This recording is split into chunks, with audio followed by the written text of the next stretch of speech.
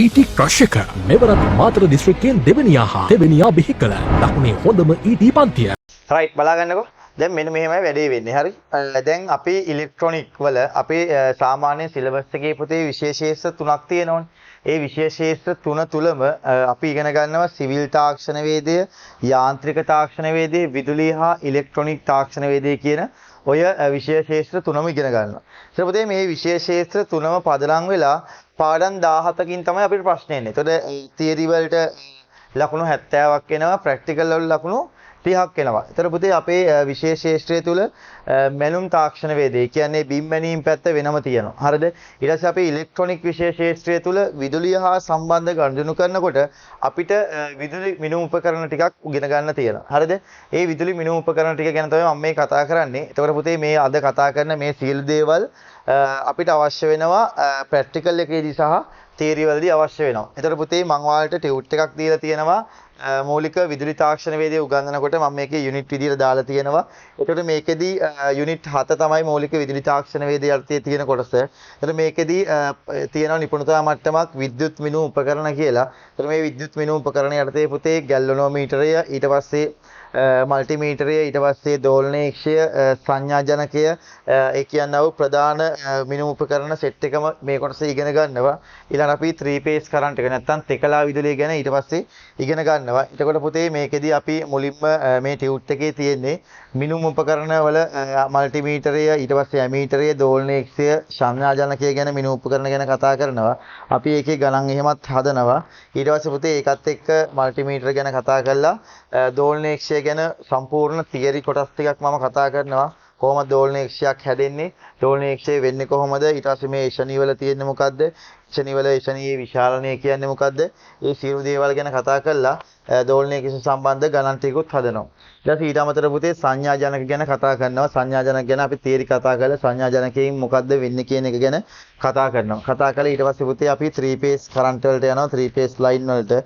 ඒක 3 phase line වල අපි සම්පූර්ණ මේ වගේ ලොකු පත ගණන් හැදුවා. හරිද? නැත්නම් ඒවා ඉස්සරහට හදනවා. හරිද? එතකොට ඒකෙදී අපිට මේව දැනගන්න පුළුවන්. ඒතර මේක මූලික විදුලි තාක්ෂණයේදී යන ටියුට් එකක්. හරිද? මම මේ දැන් මේ කොටසෙන් කතා කරන පුතේ සිග්නල් ජෙනරේටර් එක නැත්නම් සංඥාජනකය ඊළඟට දෝලනයක්ෂය මගින් මොකද්ද කරන්නේ, කොහොමද කරන්නේ, එයා කැල්කුලේට් කරන්නේ කොහොමද, එයා මෙෂර්මන්ට් එකක් නැත්නම් මිනුමක් ගන්න තත්ත්වයට හදාගන්නේ කොහොමද කියන එක දැන් තමයි කතා කරන්නේ. හරිද? ඊට පස්සේ පුතේ මම ඉස්සෙල්ලම කියනවා මොකද්ද මේ දෝලනයක්ෂය, මොකද්ද මේ සංඥාජනකය කියන්නේ මොකද්ද කියන එක ඔය දෙක ගැන කතා කරන්න ඕන අනිවාර්යයෙන්. හරිද? පුතේ සංඥාජනකය කියන්නේ මේ වගේ දෙයක්. හරිද? අපි මෙතනින් විදුලියක් දුන්න කියමුකෝ. ඒක මෙතනින් පිට වෙලා යනවා. ඒ කියන්නේ සංඥාවක් නේ දෙන්නේ. නිකන් උදාහරණයක් හිතන්නකෝ මෙන්න මේ වගේ ප්‍රත්‍යාවර්තක සංඥාවක් දුන්න කියලා. ඔය වගේ ප්‍රත්‍යාවර්තක සංඥාවක් දෙනවා.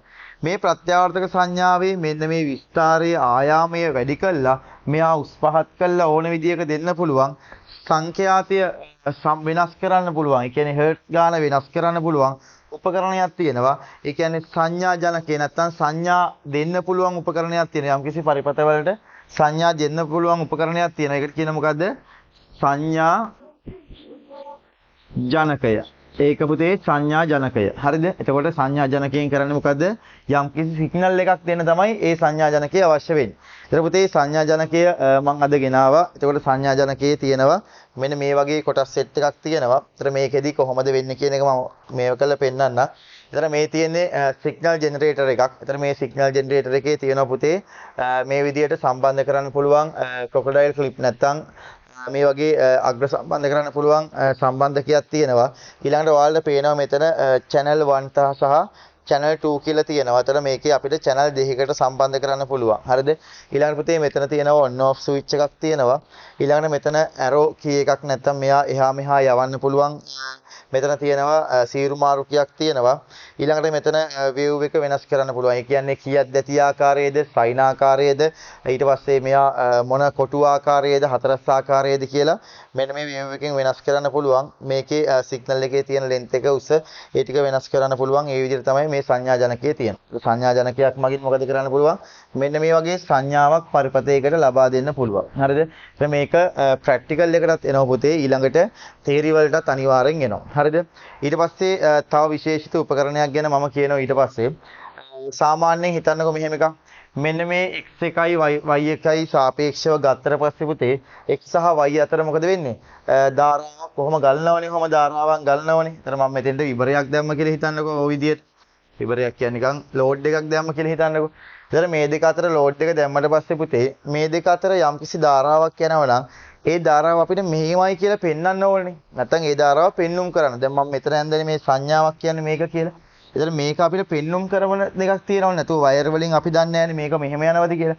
අන්නේ පෙන්눔 කරන්න පුළුවන් උපකරණයට කියනවා මොකද්ද? දෝලනේක්ෂය කියලා. ඒකට කියනවා මොකද්ද පුතේ? දෝලනේක්ෂය කියලා කියනවා. එතකොට පුතේ දෝලනේක්ෂයේ තියෙනවා මේ වගේ ඩිස්ප්ලේ එකක් තියෙනවා. ඊට පස්සේ ඒ දෝලනේක්ෂය තියෙනවා මේ වගේ සම්බන්ධ කරන්න පුළුවන් channel 1 channel 2 කියලා අග්‍ර දෙකක් තියෙනවා. ඊළඟට මෙහෙම වයර් සෙට් එකක් තියෙනවා. ඒ වයර් සෙට් එකේ තියෙන පුතේ මම දැන් ඇඳලා පෙන්නනවා. ඒ වගේම මම පෙන්නන්නම්. ඊළඟට ওই විදියට තියෙනවා ඔහොම. ඊට පස්සේ මෙතනින් තියෙනවා ඔය වගේ ක්‍රොකොඩයිල් ක්ලිප් එකක් තියෙනවා ওই විදියට. හරිද? ඒතර මෙයා මෙහෙම සම්බන්ධ කරන් තමයි තියෙන්නේ. ඒතර මෙයා ඍණ කියලා ගන්නවා. මෙයා ඍණ විදියට. මෙයා ධන එෂණීය කියලා ගන්නවා. මම මෙතන තියෙන පොඩි ස්විච් එකක් තියෙනවා. මම ඒක මෙතනින් අදිනවා. ඒක x1 කියලා ගන්නත් පුළුවන්. ඒක 10x කියලා ගන්නත් පුළුවන්. ওই විදියට තමයි මේ තියෙන එෂණීය. ඒ වගේම තමයි පුතේ channel 1 එකේ තියෙන්නෙත් එහෙමයි. channel 2 එකේ තියෙන්නෙත් එහෙමයි. ඊට පස්සේ පුතේ channel 2 එක සහ 1 එකේ position එක වෙනස් කරන්න පුළුවන්. ඒ කියන්නේ මේ තියෙන අවස්ථාවන් වෙනස් කරන්න පුළුවන් තියෙනවා. horizontal සහ vertical කියලා එකක් තියෙනවා. horizontal කියලා තව එකක් තියෙනවා. ඒ කියන්නේ මේ පැත්තට තියෙන කොටස් ටික නැත්නම් අපි මේක ගත්තට පස්සේ මෙහෙම තියෙන ඒවා අඩු වැඩි කරන්න පුළුවන් vertical එකෙන්. මේ පැත්තට තියෙන ඒවා ඒ කියන්නේ මේ පැත්තට තියෙන කොටු ගණන් මේ තියෙන සංඛ්‍යාතය අඩු වැඩි කරන්න පුළුවන්. මොකෙන්ද? horizontal කියන line එකේ. නැත්නම් horizontal කියන සීරු මාරුක තමයි මෙතන තියෙන්නේ. හරිද? එතන මේ වගේ on off button එකක් තියෙනවා. ওই විදිහට තමයි තියෙන්නේ. අදාළ සංඥාව මෙන්න මෙයාගේ මොකද වෙන්නේ? මෙහෙම අපිට දර්පණයේ නැත්නම් පෙන්눔 කරනවා සිග්නල් මේ සංඥා මේ ඔසිලොස්කෝප් එකේ. හරිද? ඊට පුතේ මම අද ඔසිලොස්කෝප් එකක් ගෙනාවා. එතකොට මේ ඔසිලොස්කෝප් එකේ මෙන්න මේ විදිහට තියෙනවා උපකරණය මේ විදිහට තමයි සම්බන්ධ වෙන්නේ. එතන මේ ඔසිලොස්කෝප් එකේ පුතේ තියෙනවා මේ වගේ එෂණි දෙකක් තියෙනවා. මේක dual channel එකක් නැත්නම් channel දෙකක් තියෙනවා. එතන මේ ඔසිලොස්කෝප් එක dual channel එකක් මේ තියෙන්නේ. හරිද?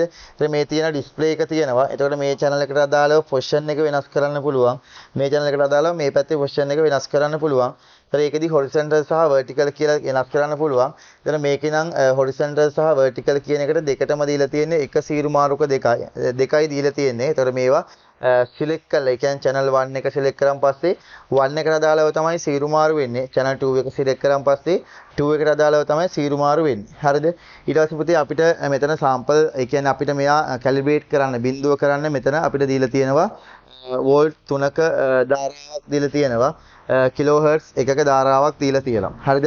ඊට පස්සේ මෙතන ෆන්ක්ෂන් කී සෙට් එකක් දීලා තියෙනවා. මේ ෆන්ක්ෂන් කී වලින් අපිට වෝල්ටේජ් එක ඊට පස්සේ ඇම්ප්ලිෆයර් එක ඒ ටික වෙනස් කරන්න පුළුවන්. හරිද?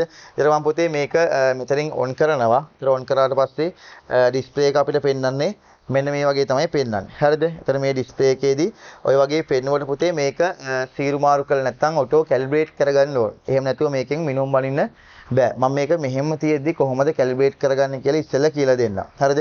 මේ තියෙන පුතේ එෂණියක්නේ. එතන මේ පුතේ එෂණියේ හරිද? ඊට පස්සේ මෙයාගේ ඔයාලට පේනවද? මෙන්න මෙතන තියෙනවා x1 සහ x10 කියලා තියෙනවනේ. එතන මේ x1 සහ x10 කියන එකේ මේ තියෙන එෂණියේ විශාලන ස්විච් එක මෙයා on off කරලා දාන්න පුළුවන්. ඊළඟට පුතේ මෙතනින් තියෙනවා මෙන්න මෙයා එහා මෙහා මෙහෙම ඇඩ්ජස්ට් කරන්න පුළුවන්. මෙන්න මේ තියෙන ධන කොටස ඊට පස්සේ මේ වගේ ක්‍රොකොඩයිල් ක්ලිප් එකක් තියෙනවා. මේ කොටසට කියනවා මොකද්ද? ඍණ කොටසට කියලා කියනවා. හරිද? ඊට මෙයා යම්කිසි පරිපතයකට සම්බන්ධ කරනවා නම් ඍණාග්‍රයට සම්බන්ධ කරන්නේ මේ කොටස, මේ කොටස සම්බන්ධ කරන්නේ ධනාග්‍රයට. හරිද? ඊට මේ වගේම තමයි අනිත් එෂණියත්. ඊට මේ එෂණිය channel දෙකක් තියෙනවා. ඊළඟට ඉස්සෙල්ලම අපි කරන්න ඕනේ මෙයා කැලිබ්‍රේට් කරගන්න ඕනේ. ඒ කියන්නේ මෙයාට මයින්න සුදුසුද කියන එක අපි තීරණය කරගන්න ඕන. ඒ නිසා ඔයාලට මෙන්න මේ වැඩේ කරන්න වෙනවා. එතකොට මම මේකෙදි මෙහෙම කරනවා ඉස්සෙල්ලම. හරිද? ඔයාලට පේනවා මේක ඩිජිටල් එකක්. මේක මැනුවල් ඒවත් තියෙනවා. හරිද? ඒ කියන්නේ ඒව ඔයාලා ඉස්කෝලවල තියෙනවා. සමහර ලාවට ගොඩක් දුරට මැනුවල් දැන් භාවිතයෙන් අයින් වෙලා තියෙන්නේ. දැන් තියෙන්නේ මේ වගේ අංකිත නැත්නම් ඩිජිටල් ඔසිලොස්කෝප් තියෙන්නේ. හරිද? හරි. ඊට පස්සේ සමහර ඉස්කෝලවල මේව තියෙනවා. සමහර ඉස්කෝලවල මැනුවල් තියෙනවා. ඒ වගේ විශේෂත්වය වෙන්නේ මේ වගේ බටන් තියෙන්නේ. ඒ වගේ සීරු මාරු කරන්න පුළුවන් සීරු මාරුක තමයි තියෙන්නේ. හරිද? ඒක නිසා ඒක ගැන හිතන්න එපා. මැෂින් දෙකම එක හා සමානයි. වෙනසක් වෙන්නේ නැහැ. මොකද හේතුව මේ තියෙන කොටු දැල මත යම්කිසි සංඥාවක් පෙන්눔 කරනවා නම් අන්න ඒක තමයි එතන පෙන්눔 කරන්නේ. හරිද? හරි පුතේ ඊට පස්සේ දැන් මේකෙදි අපිට ඉස්සෙල්ලම කරන්න ඕන මෙන්න මේ ඔටෝ කියන එක මම මෙතන සිලෙක්ට් කරනවා. ඔටෝ කියලා දැන් මේක මැනුවල් සිලෙක්ට් කරන්න පුළුවන්. එහෙම කරන්න අවශ්‍ය නැහැ. ඔටෝ කියන එක සිලෙක්ට් කරනවා. ඔටෝ කියන එක සිලෙක්ට් කරලා පස්සේ පුතේ මෙතනින් පෙන්නනවා සාම්පල් තරංග දෙකක්. ඒ කියන්නේ එෂනි වලට අදාළව සාම්පල් තරංග දෙකක් පෙන්නනවා. මෙන්න මේ තියෙන්නේ ලා නිල් පාටට තියෙන්නේ channel 1 එකට අදාළව පෙන්නන අපිට සිග්නල් එක. මෙන්න මේ තියෙන කහ පාටට පෙන්නන්නේ channel 2 එකට අදාළව තියෙන සිග්නල් එක. එතකොට පුතේ මේකෙදි අපිට මෙයා අවශ්‍ය වෙන්නේ channel 1 එක නම් අපිට අවශ්‍ය වෙන channel 2 එක නම් ඒක විතරක් තියාගෙන අනිත් එක අයින් කරාට කමක් නැහැ. එතකොට පුතේ මම ඒක නිසා මම මේකේ channel 2 එක අවශ්‍ය නැති නිසා මම 1 එකෙන් විතරක් වැඩ ගන්නවා. එතකොට මම මේක මෙහෙම ඔබලා අතාරිනවා. එතකොට මොකද වෙන්නේ? channel 2 එකට අදාළ තරංගය අයින් වෙලා යනවා. හරිද? ඊට පස්සේ මට තියෙන channel 1 එක විතරයි තියෙන්නේ. ඊට පස්සේ මම මෙතනින් දානවා set to 0 කියලා බටන් එකක් තියෙනවා. එයා ප්‍රෙස් කරාට පස්සේ මේ channel එක මේ තියෙන තරංගය කෙලින්ම මෙන්න මේ x කියන පොසිෂන් එකට එනවා. මේ තියෙන y කියන පොසිෂන් එක මේක x කියන පොසිෂන් එක එනවා. ඔයාලට පේනවා මේකේ මෙහෙම කොටු තියෙනවා ගානට. හරිද? මේ කොටු මත තමයි අපිට තරංගය නිර්මාණය කළා. ඒ කොටු ගණන් කළා අපිට ඊට පස්සේ වෝල්ටීයතාවයේ අගය හොයන්න පුළුවන්. හරිද? ඊට පස්සේ පුතේ මෙන්න මෙතන තියෙනවා arrow key set එකක් තියෙන channel 1 එකට අදාළ දේවල් ටිකක්. ඊට පස්සේ coupling එක, ඒ කියන්නේ මේකේ දෙන voltage එක මොකක්ද? ඒ කියන්නේ DC ද AC ද කියන එක දෙන්න ඕනේ මෙතනදී. ඊට පස්සේ limit එක දීලා තියෙනවා. ඊට පස්සේ voltage DIV එක කොච්චර set සම්බන්ධ කරලා දීලා තියෙනවද කියනවා. ඊළඟට probe එක නැත්තම් ඒක X1 ද X10 ද කියලා තියෙනවා. ඊළඟට inverter එක තියෙනවා off කියන එකේ තියෙනවා. මේ වගේ function key තියෙනවා. මේ function key වලින් මේ තියෙන menu එක වෙනස් කරන්න පුළුවන්. හරිද? right. ඊට පස්සේ මම කරන දේ දැන් මේ තියෙන එෂණියේ විශාල නගය channel 1 එකට අදාළ දේ channel 2 එක මොකද වෙලා තියෙන්නේ? off වෙලා තියෙන්නේ. 1 එකේදී මම මේක වෙනස් කරනවා. ඔයාලට දැකෙන පේනවා වෙනස් වෙනවා. හරිද? ඒ වෙනස් වුණාට පස්සේ පුතේ මෙයා කොහොම වෙනස් කරලා මට වෝල්ට් එකකට දාගන්න ඕම. හරිද? ඒකට හේතුව මගේ මෙෂර්මන්ට් එකේ පහසුවට තමයි වෝල්ට් එකකට දාගන්නේ. ඒතර වෝල්ට් එකක් කියලා කියන්නේ පුතේ මෙන්න මේ සිරස් කොටුවක් කියලා කියන්නේ එක වෝල්ටේජ් එකක් කියන එක. එක වෝල්ට් එකක් කියන එක. ඒතර අපි කොටු දෙකක් ආවොත් වෝල්ට් දෙකයි. කොටු දෙකමාරක් ආවොත් වෝල්ට් දෙකමාරයි. ඒ වගේම එහා පැත්තටත් එනවා. එතකොට ඒක දෙකකින් ගුණ වෙලා යන්න පුළුවන්. ඒ විදිහට ගන්න පුළුවන්. හරිද? ඒතර මම දාලා තියෙන්නේ එක කියලා එක දාලා තියෙන්නේ.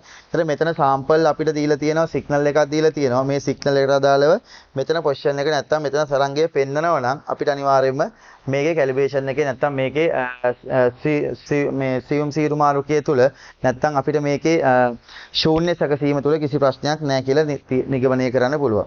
ඊට පස්සේ මේ තියෙන එෂණීය පුතේ මම මෙතෙන්ට සම්බන්ධ කරන්න ඕන.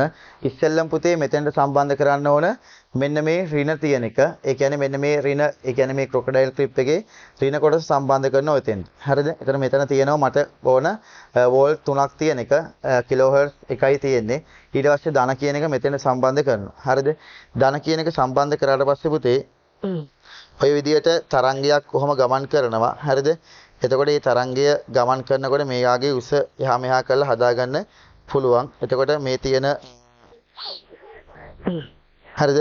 ඊට පස්සේ පුතේ මෙයා එහා මෙහා කරලා හදාගන්නකොට මේ ට්‍රිගර් එක ඊට පස්සේ ඕන විදිහක හදාගන්න පුළුවන් කොහොම තරංගය ගමන් කරන්න කියලා. හරිද? එතකොට මේකෙදි දැන් අපිට එක එක තරංග වල විදිහට එක එක විදිහට දෙන්න පුළුවන්. හරිද? ඊට පස්සේ කැලිබ්‍රේෂන් එක මේ ගානට මේ වුණාට පස්සේ අපිට මේකෙන් මැනීම සිද්ධ කරන්න පුළුවන්. හරිද? එතකොට පුතේ මේකෙදි අපි මැනීම සිද්ධ කරනකොට අනිවාර්යෙන් මෙයා සීරු මාරුකය ශූන්‍ය කරගෙන තමයි සීරු මාරු කරන්න ඕනේ. නැත්නම් ඒක හරියන්නේ නැහැ. හරිද? එතකොට අනිවාර්යෙන් මතක තියාගන්න channel 1 එකෙන්ද channel 2 එකෙන්ද කියන එක දැනගන්න ඕන අනිවාර්යෙන්. හරිද? එතකොට ඒකෙදි අපිට ලස්සන්ට අපේ පරිපතයට අවශ්‍ය සංඥාව මේ දෝලනයේක්ෂයෙන් මැනගන්න පුළුවන්. හරිද? ඊට පස්සේ පුතේ ඔය විදිහට මේව කරලා ඊට පස්සේ ඔය ටික මේ තමයි මේ තියෙන ඔසිලොස්කෝප් එක අදාළ ෆන්ක්ෂන් කීස් තියෙන්නේ. මේවා මේ මැෂින් මෙහෙම වුණාට මේ එච්චර ලොකු දේවල් නෙවෙයි. සාමාන්‍යයෙන් ඔයාලට පුතේ කැම්පස් එක තුල අනිවාර්යෙන් ප්‍රස්තිය වල ඉඳලම අනිවාර්යෙන් මේ ඔසිලොස්කෝප් එකෙන් මැනලා ඒ අදාළ පාඨාංක අරගෙන ඒ අදාළ තරංග සටහන් පේපර් එකේ හදන්න තියෙනවා. සාමාන්‍යයෙන් සතියකට ඉලෙක්ට්‍රොනික ලැබ් එකක්වත් අනිවාර්යෙන් ඕනම කැම්පස් එකක තියෙනවා. ඒ නිසා මම රුහුණු කැම්පස් එකේ. ඒක නිසා අපේ කැම්පස් එකේ නම් අනිවාර්යයෙන්ම තියෙනවා. ඒක නිසා අනිවාර්යයෙන්ම ඔයාලට මේක ඉගෙන ගන්න එක තමයි අත්‍යවශ්‍ය වෙන්නේ A level කාලය තුල. හරිද? හරි පුතේ. එහෙනම් අපි ඊට පස්සේ ඉතුරු ටිකට අපි උපකරණ ටිකට යන්. ඊළඟට පුතේ තව උපකරණයක් තියෙනවා විශේෂ උපකරණයක්. මේක මල්ටිමීටර් එක. ඒතර මේ මල්ටිමීටර් එක කියන්නේ සාමාන්‍යයෙන් පරාස කිහිපයක් මයින්න පුළුවන් එකක් තමයි නැත්නම් පාරනායක කිහිපයක් මයින්න පුළුවන් එකක් තමයි මේ තියෙන්නේ. එතකොට මේ මල්ටිමීටර් එක සාමාන්‍යයෙන් ඔයාලට මල්ටිමීටර් එක නැතුව වෝල්ටීයතාවයේ විතරක් මයින්න පුළුවන් නම් ඒකට අපි යොදා ගන්නවා වෝල්ට් මීටරය කියලා. ධාරාව විතරක් මයින්න පුළුවන් එකට යොදා ගන්නවා අපි ඇමීටරය කියලා. හරිද? ඊට පස්සේ අපිට ප්‍රතිරෝධය වගේ මයින්න ඕන නම් යොදා ගන්නවා ඕම් මීටරය කියලා. ඔය තුනම එකතු කළා මේ බහුමීටරයෙන් මයින්න පුළුවන්. එතකොට පුතේ මේකෙදි මම මයින් එක වැඩි කරන්නේ නැහැ. මොකද හේතුව මම මේක යන්තම් කියලා දෙන්නම්. හරිද? ටිකක් කියලා දෙන්නම්. ඒතර මේ තියෙන්නේ එෂණියක්. අර වගේම ඔෆ් තියෙන්නේ. එතකොට මේකෙදි රතු එක සහ කළු එක තියෙනවා. අපි ඒක රතු එක විදියට ගන්නවා ධන විදියට, කළු එක විදියට ගන්නවා කොමන් එක නැත්තම් ඍණ විදියට ගන්නවා. හරිද? එතන මෙතන තියෙනවා සියුම් සීරු මාරුකයක් තියෙනවා. මෙතන ශූන්‍ය සකසන්න තියෙනවා. ඊළඟට මෙතන තියෙනවා පරාස තෝරණයක් තියෙනවා පුතේ. මෙයාගේ අවුට්පුට් එකක් දෙන්න පුළුවන් වෝල්ට් 3ක් විතර අවුට්පුට් එකක් දෙන්න පුළුවන්. එතන මේ පරාස තෝරණයේ පුතේ අතිශය වැදගත් වෙනවා. මෙන්න මෙතන රතු පාටින් තියෙනවා පුතේ AC වෝල්ටේජ් එක දෙන්න පුළුවන් කොටසක් AC වෝල්ටේජ් එක. ඊට පස්සේ පුතේ මෙතනින් තියෙනවා සරල ධාරා වෝල්ටේජ් එක නැත්නම් DC වෝල්ටේජ් එක දෙන්න පුළුවන් කොටසක් තියෙනවා. ඊළඟට මෙතනින් තියෙනවා ධාරාව සම්බන්ධ කරන්න පුළුවන් කොටසක් තියෙනවා. මෙතනින් තියෙනවා පුතේ ප්‍රතිරෝධය සම්බන්ධ කරගෙන නැත්නම් ප්‍රතිරෝධය මැනගන්න පුළුවන් කොටසක් තියෙනවා. ඒතර මේක අපිට සාමාන්‍යයෙන් මූලික විදුලි තාක්ෂණ වේදේ යටතේ විදුලි උපකරණ යටතේ මේ කොටසත් අනිවාර්යෙන් ඉගෙන ගන්න තියෙනවා. මේකෙන් ප්‍රැක්ටිකල් එනවා. ET කරන කෙනෙකුට මේක නිකන් සාක්කුවේ දාගෙන ඉන්නවා වගේ ඒ තරම් අවශ්‍යතාවයක් තියෙනවා මේ ප්‍රැක්ටිකල් එක. හරිද? හරි නැත්නම් මේ ප්‍රැක්ටිකල් එක නේ මේ උපකරණයේ ඒ තරම් අවශ්‍යතාවයක් තියෙනවා. හරි. රයිට් පුතේ එහෙනම් අපි ආයි ඊළඟ ප්‍රැක්ටිකල් වලින් නැත්නම් ඊළඟ වීඩියෝ වලින් හමු වෙමු.